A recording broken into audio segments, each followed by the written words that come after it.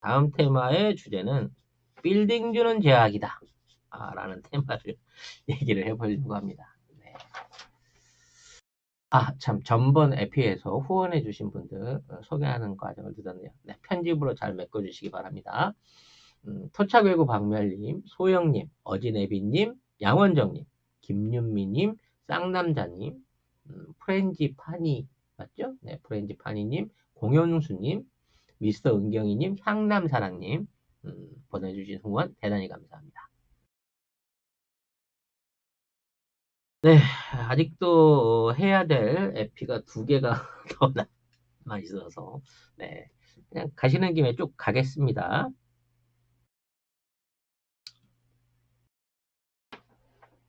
음, 정경심 교수 관련한 그 재판 속보를 먼저 좀 나눠보고 싶습니다.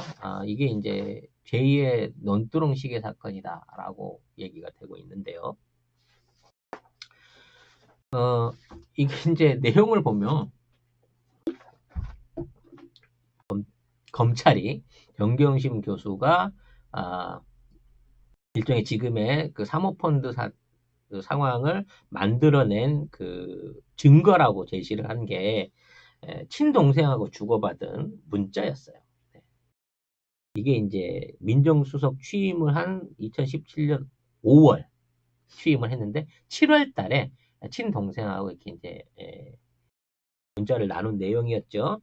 그 문자에서 보면 음, 강남에 건물 하나 샀으면 좋겠다. 나 따라와봐. 길게 보고 10년 동안 벌어가지고 우리 애들 독립시키고 남은 세월 잘 살고 싶다라고 얘기를 했단 말이에요. 이제 일상적인 그 주부들이 가질 수 있는 일종의 그 황혼의 꿈 아니겠습니까? 넉넉하게 돈 좀 벌어서 건물 하나 장만하고 애들 독립하면 집안채식 해주고 남은 남은 기간은 부부지간에 애틋하게 살고 싶다. 그래서 맨날 꿈이 그거거든요. 근데 이제 이런 얘기를 나눴는데 이 문자가 이해 충돌을 방지하고 수익을 얻기 위한 백지 신탁 또는 사모펀드에 출자를 해가지고 한 목적이다. 그러니까 강남에 건물을 사기 위해서 이러한 사모펀드 투자를 저지른 거다. 이게 이 모든 사건의 근본이다라고 얘기를 했다는 거죠. 네. 결국 그렇게 펀드 투자해서 어떻게 됐습니까? 대여금으로 빌려줬던 돈 이자 받았어요. 10%씩 이자 받았고 그 돈 돌려받고 난 다음에 번에서 샀던 주식 5천인지 5억인지 해석은 검찰과 본인들이 다 틀립니다만 그 검찰이 주장한 5억 실제 액면가 5천만 원어치 주식 지금 휴지돼서 다 날랐습니다. 빌딩을 장만한 게 아니라 빌딩이 날라갔어요. 근래 정경심 교수는 건물주였습니다. 네, 그 부모님 돌아가실 때 동생하고 공동 명의로 건물을 상속을 받았다고 합니다. 그래서 그 건물을 유지를 하시다가 이제 결국은 팔아가지고 그 형제지간에 나눠서 뭐 그걸 한 건데 아무튼 정경심 교수의 이제 개인적인 소망을 이렇게 써놓은 이 극히 사적인 문서인 건데 이걸 갖다가 권력형 비리를 저지른 목적이고 이걸 봤을 때 이 사람이 이 건물주가 된다고 하는 게 이 모든 범죄의 동기다라고 얘기를 하고 있는 거예요. 우리나라 그 고등학생들 그 향후 직업 설문조사 하잖아요. 건물주가 2위랍니다. 1위가 유튜버고 2위가 건물주래요. 우리나라 고등학생들 되고 싶은 게. 네. 그러면 뭐 잠정적인 범죄자 엄청 많은 거 아닙니까, 여러분? 네. 저는 10조 재벌이 목표거든요. 네. 그럼 나는 뭐 거의 국가 전복자 아닙니까? 이 정도 되게 되면. 네. 이런 류의 논리를 그 재판에서 꺼내놨다는 것 자체가 저는 이게 하이 코미디라고 생각이 됩니다. 네. 정말 그럼 뭐라 그래야 될까요? 논리가 궁하다 못해 이렇게까지 해야 될 정도로 논리가 궁할까? 그런데도 불구하고 이 재판을 포기하지 못하는 이유가 뭘까? 결국은 이 재판을 통한 여론몰이, 그 여론몰이를 통한 지금 정부 여당에 대한 압박, 결과적으로 문재인 정부를 흠집내기 위해서 얘들이 무리한 재판을 끌고 가고 있다라고 하는 게 계속 재확인이 되고 있는 거예요. 이미 표창장 부분은 끝났다고 보고 지금 현재 그 말씀드렸던 적이 있습니다만 표창장하고 미국 온라인 시험 부분은 뭐 근거 없는 얘기로 된 건데 물고 있는 거고요. 아무 때나 판사가 그냥 기소할 필요 없다라고 얘기하면 그냥 끝나는 부분인 건데 이것도 안 내놓고 그러니까 이미 끝난 상황인 건데 결제 도장을 안 찍은 상태에서 그냥 유보돼서 지금 한참 진행하고 있는 게 사모펀드 건인데 이에 대해서도 그 결정적 증언들이 계속 나오고 있어요. 지금 이제 코링크의 대표이사로 지금 이 사태의 모든 그 주범으로 몰리고 있는 조봉동과 함께 코링크의 실소유자로 몰리고 있는 사람이 이모 씨라고 있습니다. 뭐 굳이 실명을 거론하긴 그러니까. 그래서 이모 씨가 증언을 했는데 자기는 실제 그 월급쟁이다. 그러니까 3개월 동안 무급으로 인턴 일해보고 일종의 채용된 월급쟁이고 실제 2018년 12월 익성이 빠져나가고 난 이후부터 조범동하고 내가 코링크를 운영한 거 맞다. 그리고 그 이전에는 익성의 이창권 부사장, 익성의 이봉직 사장이 매주 한 번씩 출근해가지고 업무 보고를 받았다. 그리고 그 모든 중요한 결정들이 지금 3층 사무실에서 조범동과 익성 측 두 사람, 아까 얘기한 회장과 회장 동생에 의해서 이루어졌다라고 증언을 해버렸습니다. 그러니까 이제 아마 검찰 입장에서는 이 사람이 그 정 교수를 주범으로 운영자로 얘기해 줬으면 하는 뭐 정형이 있었을 수도 있겠습니다만 이 사람이 내놓은 결론에 의해서 사실 그 정경심 교수는 아무 상관없는 사람이 돼버린 거예요. 정경심 교수가 코링크에 투자한 시점 그리고 아까 말한 휴지가 돼버린 주식을 산 시점은 2017년 2월과 12월입니다. 그러니까 이 자체가 조범동이나 지금에 있는 이 대표가 대표이사로 취임하기 전에 익성이 실질적인 그 실제 운영을 하고 있는 상황이었다는 거죠. 실소유자로 운영을 하고 있는 상황이었기 때문에 이 상황에서 정경심 교수가 운영에 참여했다라고 하는 증거는 있을 수가 없게 되는 거예요. 왜? 조범동이 실소유주였고 그래서 정경심과 공범으로 이루어졌다고 하는데 이러한 매매 행위는 조범동이 실제 아무런 코링크와 연관 없는 대외 어떤 증권 전문가로 있었을 때 투자가 일어났다는 거거든.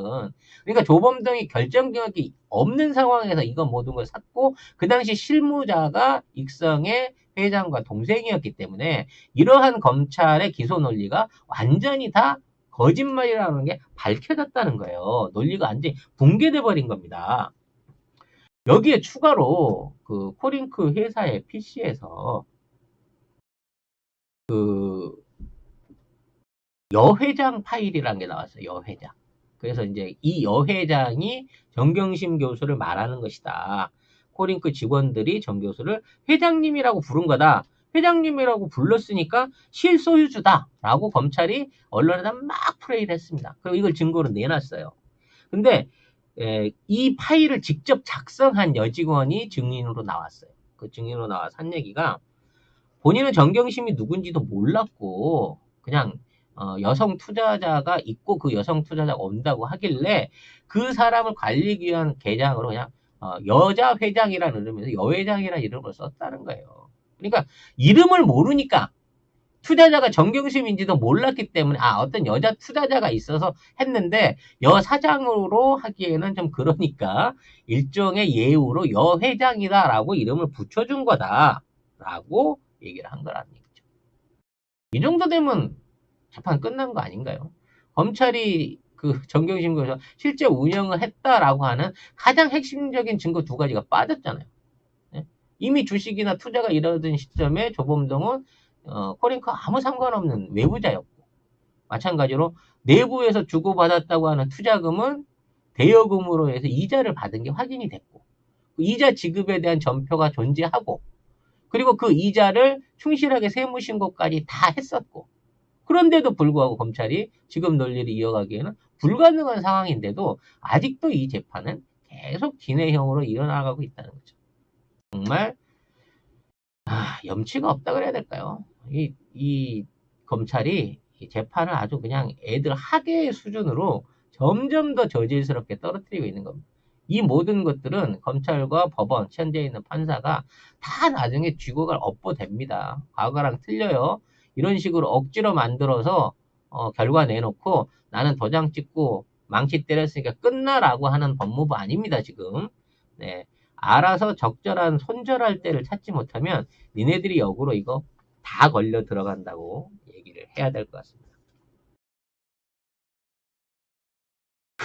표창장 위조하니까 갑자기 그런 뉴스가 있더라고요. 어떤 공기업 직원이 이 토익 성적을 위조해가지고 그 위조를 냈대요. 토익은 공적인 그건데 아마 점수가 좀 모자랬나 보죠. 요즘 토익 뭐 한 900점 넘어도 그닥 뭐 알아주지도 않는다고 하더구만요. 근데 아무튼 이 토익 성적을 위조해가지고 제출한 사안에 대해서 무혐의 처분했답니다. 논리가 뭐냐라고 얘기했더니 위조했다고 해서 속을 리가 없다. 성적표를 이게 위조를 했다고 하더라도 뭐 전산이라든지 뭐 이런데 전부 다 이제 연결돼서 뜨였기 때문에 이 확인을 하게만 할 수 있는 어떤 여로가 많으니까 속을 리가 없다라고 해서 무혐의 처분을 했다는 거예요. 그러니까 이거는 그냥 자기가 취미로 기분 좋으려고. 우리도 학교 다닐 때 많이 했잖아.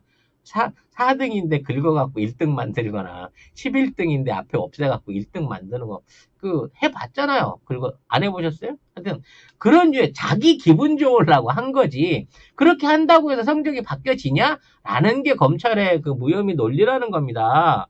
그러면 세상에 말만 듣고 표창장 위조했다고 구속 기소를 하고 그것도 한 번에 그 참고인 기소인 조사도 없이 무리한 기소를 던져서 그것도 밤 10시에 청문회장에서 그거를 발표한 이따위 검찰의 행태하고 이건 너무 비교되는 거 아니에요? 기본적으로.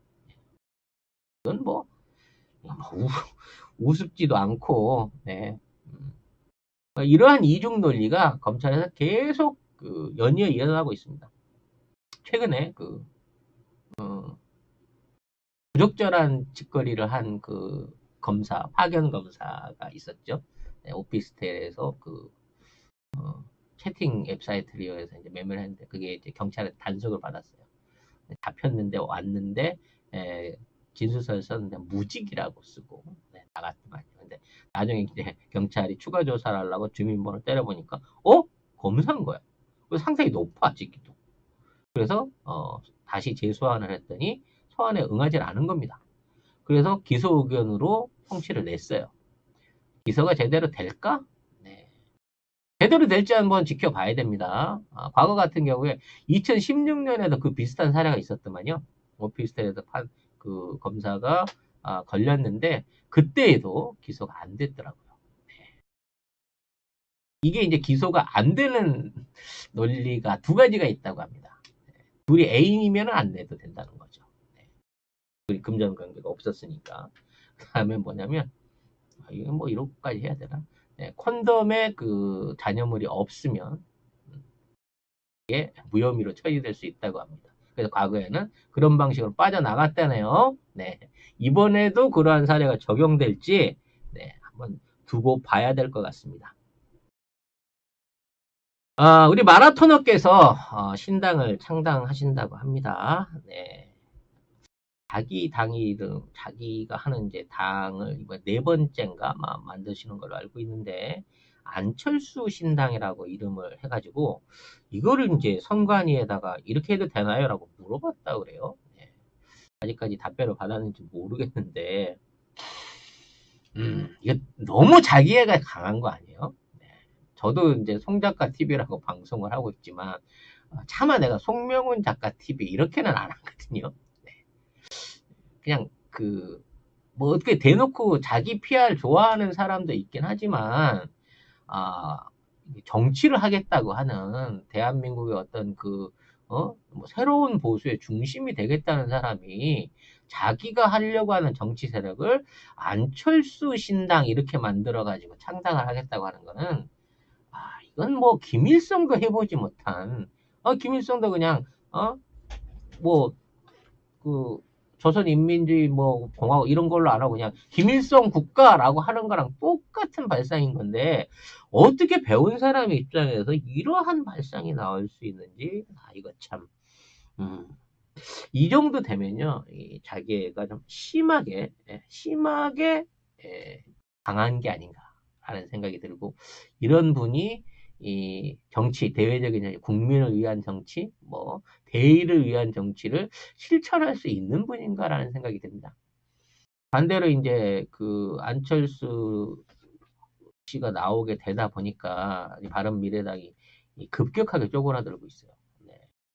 원래부터 이제 당권 내놔라고 흔들던 그 중간 간부들은 손학규 형께서 전부 다 목을 치셨기 때문에 그 사람들이 반발해서 이제 나가는 뭐 그럴 수 있죠. 근데 심지어 이제 자기가 공천했던 사람들이나 자기 계열 사람들까지도 손학규 형을 버리고 저쪽으로 갈아타고 있습니다.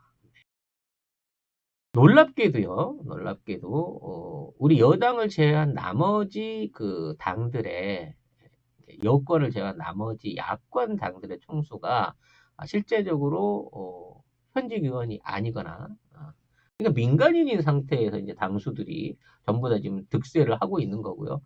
이분들이 해주는 어떤 그 정치적 역량에 많은 분들이 진저리를 치면서 내가 여기 있어야 돼 라고 하면서 갈 곳을 찾아서 구인구직 또는 새로운 당을 구해서 떠돌고 계시는 분들이 점점 더 많아지고 있다고 합니다. 공천이 이제 본격화되기 시작하고 공천에서 탈락하는 사람이 늘어나게 되면 진짜 일려 육려 구도의 총선이 치러지지 않을까라는 걱정이 됩니다. 네. 왜 걱정이 되냐고요? 너무 쉽게 이겨도 이게 재미가 없는 거, 긴장감이 떨어질 것 같은 그런 생각이 듭니다만은 네. 어찌됐거나 아, 야권은 계속해서 새로운 내가 니들보다 훨씬 체급이 세지라고 등장하는 새로운 도전자들에 의해서 점점 더 엉망진창이 되어갈 것으로 보입니다. 김문수 씨가 신당을 창당했어요. 조만간에 김무성 씨도 아마 창당하지 않을까? 아니면 어딘가로 가지 않을까라는 생각도 들고요. 애국당, 기독당 뭐 이런 당들이 전부 다 지금의 민주진영이 아닌 내가 보수다라는 쪽으로 해갖고 나오기 시작할 겁니다. 그러다 보니까 체급이 만만해 보이는 거야. 다음 도전자들도. 야, 저 정도 체급에 저 정도 전투력까지 내려도 당한다고, 출마한다고 치면, 나도 해볼만 하겠는데? 라는 얘기가 나오는 겁니다. 자, 혹시 그럴 일은 없겠지만, 이러다가, 허모 총재가 3당이나 4당 당수가 되는 게 아닌가? 난 그런 두려움도 살짝 느껴지네요. 네. 검찰 얘기 조금 더 하고 마무리 짓자면 과거에 그 고교동창 스폰서 사건이 있었습니다. 2016년 당시에 그 당시 검찰총장이었던 김수남 총장을 비롯한 전현직 검사나 이런 사람들이 이제 11명이 직무유기로 고발됐던 사건인 건데요.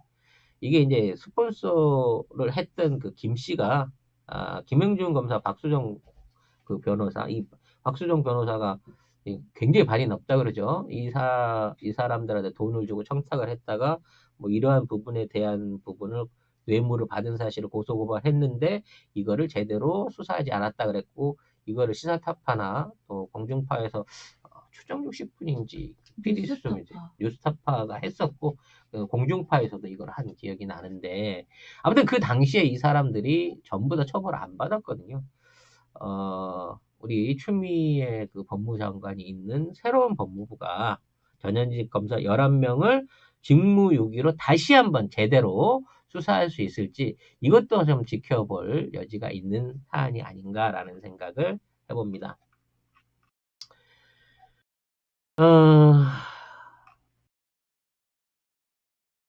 뭐 이 내용은 뭐 길게 설명해도 중요할 것 같지는 않고요. 가장 중요한 거는 이제 이러한 그 고소 고발 사건 또는 혐의에 대해서 실제 은폐가 일어났느냐 안 일어났느냐는 비교 지점이 조국 장관이 관여해가지고 지금에 있는 그 부산 부시장 사건 이거를 축소시켰느냐 안 했느냐에 대한 부분하고 이게 딱 비교되는 중첩되는 부분이기 때문에 이게 이제 그 앞으로의 추이가 주목되는 부분인 거거든요.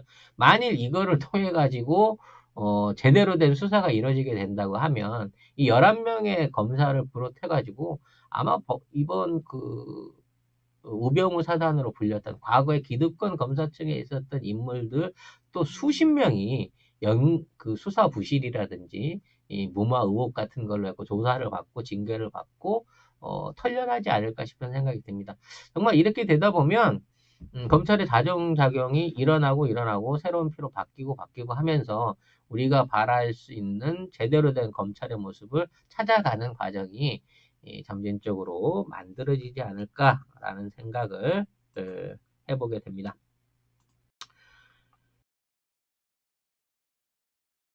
다음 테마 넘어가기 전에 이번 테마에서 후원자분들 좀 소개해드리고, 정효상님, 팔량이네님 두 분 후원해주셔서 감사합니다.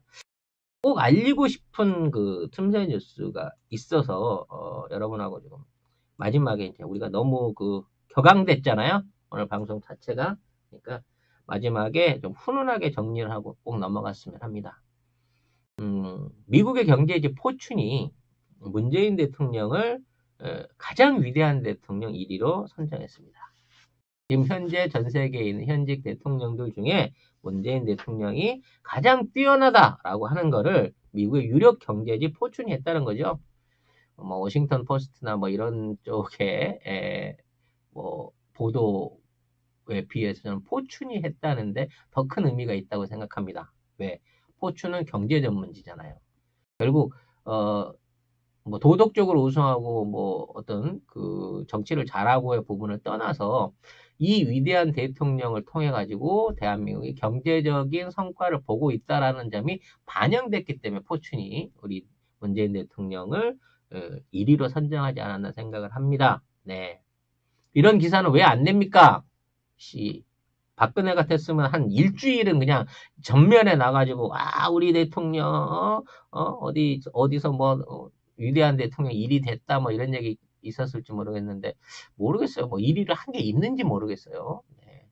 가장 순방을 많이 된 대통령 이런 거 누가 랭킹을 안 냈기 때문에 그런 게 없는 것 같은데 저는 이제 우리 대통령에 관한 마지막 토막 소식을 전하면서 뭐 감사를 드려야 될 것 같아요. 우리 대통령에 대한 그 사진이 보고 싶습니다. 네, 그래서 그 사진을 좀 보면서 얘기를 마무리하려고 합니다. 대통령이 이 사진만 하더라도 굉장히 젊다기보다도 굉장히 좀 편하셨을 때 사진 같아요. 제가 여러분하고 같이 보고 싶은 사진은 이런 사진입니다. 네. 최근에 이제 청와대 영빈관에서 준장 진급자들이 있었어요. 그러니까 우리나라 군인들 중에 이제 첫 별을 다는 준장 진급자들한테 장군이 되면 받게 되는 삼정검이라고 하는 지휘검을 이렇게 이제 주시는 행사를 영빈관에서 열었다고 합니다. 이 행사에서 이제 하신 말씀이 그 장군들은 모아놓고 하신 말씀이 전시작전권은 반드시 환수해야 된다라는 얘기를 하셨다고 해요. 그만큼 이제 앞으로 우리나라의 국방력 그리고 자주국방에 대한 필요가 높아지고 있습니다.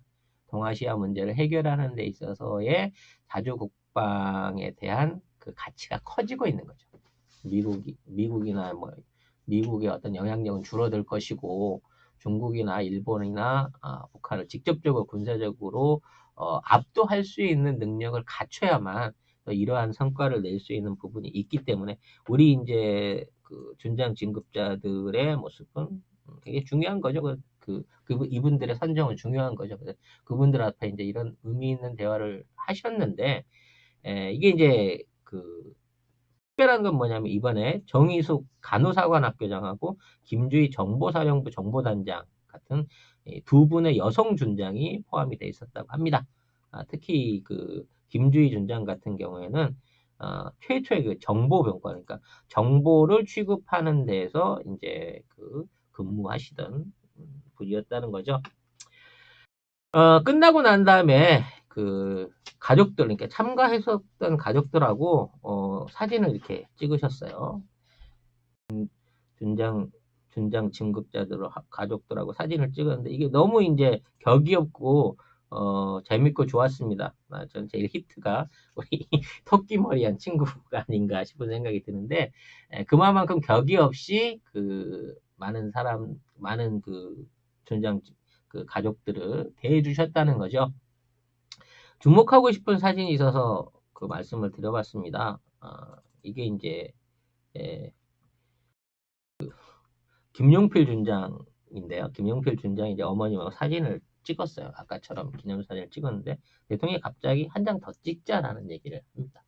그리고 사진을 어머님을 가운데로 모시고 이렇게 기념사진을 찍어주죠. 네. 별거 아닌 것일 수 있습니다.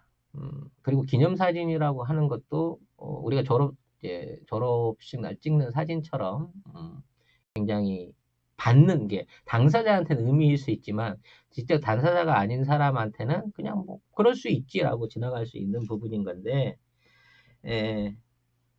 어머님을 모시고 나왔다는 건 이제 그만큼 그 어머님의 고생이 많았다는 부분을 아들도 인지를 하고 있을 거고요. 그렇게 고생해 주신 어머님을 위해서 어머님을 가운데로 하고 대통령이 추가 사진을 찍어 줄 수 있는 이런 마인드, 이런 애정, 이런 어떤 국민을 섬기고 국민을 이해할 수 있는 대통령을 우리가 가지고 있고, 이러한 바탕이 우리 대통령이 전 세계에서 가장 위대한 대통령을 뽑힐 수 있는 이유가 되지 않았을까라는 생각을 저는 해봤습니다. 사실 오늘 방송을 미룰까라는 생각을 솔직히 좀 했었습니다. 왜냐면 오늘이 저희 딸의 그 졸업식이었거든요. 네. 근데 졸업식을 갈까, 방송을 할까를 놓고 많은 고민을 때렸습니다만, 저는 이제 저희 방송을 사랑해 주시는 여러분들하고 약속이 있어서 아이를 졸업식장에 혼자 보냈습니다. 네. 아마 뭐 친구들이 찍어주긴 하겠습니다만 아빠와 엄마가 같이 참여하는 중학교 졸업식 사진은 우리 딸에게는 없는 사진이 될 겁니다. 아니 뭐 그게 서운하고 후회한다는 게 아니고요. 그만큼 사람들에게는 그 강렬하고 소중한 기억들이 있고, 그리고 그 기억을 의미 있게 해주는 만남과 사람이 있다라는 차원의 말씀을 드리려고 합니다. 네. 우리 국민 한 사람 한 사람을 신경 써주는 대통령과 우리 정부, 국난이라고 말할 수 있는 지금의 코로나 바이러스 사태를 이겨나갈 수 있는 원동력은 애정, 국민에 대한 애정, 사람에 대한 애정, 그리고 그것을 실천하려고 하는 노력, 그리고 그걸 이해하고 받아들이고 협조하려고 하는 국민들의 공감이 있어야 가능한 게 아닌가라는 생각을 하면서 오늘 굉장히 길었습니다. 오늘 방송 굉장히 길었던 방송, 제가 이제 라이브 끝나고 토막 쳐서 내보낼 거지만 이 긴 방송을 마치면서 어떤 일종의 화두로 여러분하고 흐뭇한 사진, 우리는 좋은 대통령, 위대한 대통령과 함께 살고 있는 국민이다라는 생각을 하면서 오늘 방송을 여러분과 마무리 지려고 합니다. 후원해주신 산수님, 하이주님 감사드리고요. 1시네요. 늦은 점심 드시고 1시간쯤 후에 중국과 일본에 있었던 잡다한 뉴스들을, 외신들을 한번 정리해가지고 간단하게 방송 한 편을 더 보내드릴 걸 약속드리면서 오늘 방송 여기서 마치겠습니다.